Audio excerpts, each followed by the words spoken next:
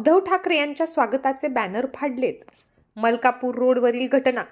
सर्व बॅनरवरील फक्त जिल्हा प्रमुख बुधवतचा फोटोच फाडला. शिवसेना उद्धव बाळासाहेब ठाकरे गटाचे पक्षप्रमुख उद्धव ठाकरे हे 2 दिवसीय जनसंवाद दौऱ्यासाठी बुलढाणा जिल्ह्यात दाखल झाले आहेत. आज 23 फेब्रुवारीला दुपारी त्यांची चिखली येथील सभा संपल्यानंतर ते बुलढाणा मार्गे मोताळा येथे देखील सभेसाठी जाणार आहेत.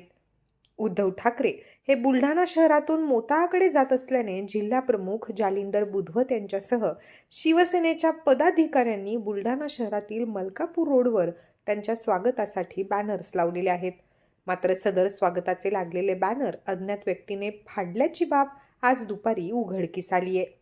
विशेष म्हणजे या सर्व बॅनरवरील केवळ जिल्हा प्रमुख जालिंदर बुधवत यांचेच फोटो फाडल्याचे दिसून येत आहे.